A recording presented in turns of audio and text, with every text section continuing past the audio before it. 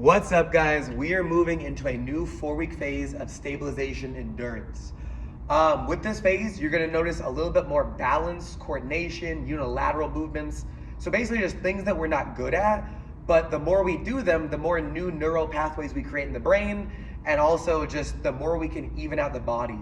A lot of times we have imbalances with our muscles that we're not even aware of, and doing a lot of things like, let's say, barbell bench press, where if we have a weak arm versus a strong arm, one can compensate for the other and we don't notice, it can lead to those imbalances getting worse and worse and causing injuries or chronic pain.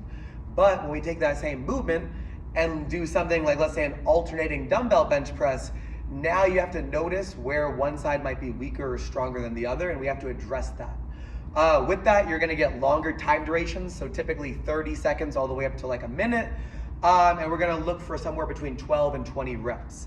Lighter weight at first, typically body weight, just because it's like balance, coordination.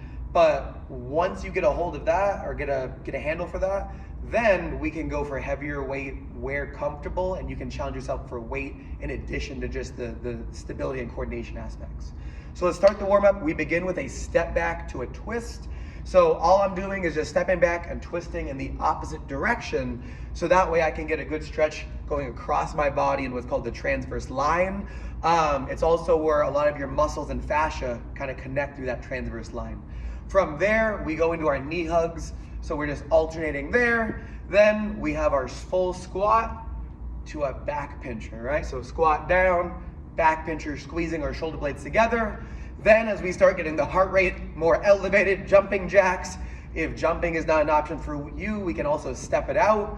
Then we just go into cross body punches before we begin it again. And with those cross body punches, again, we're looking for rotation. We're looking for a stretch in the side, especially in a muscle group called your serratus, the boxer's muscle.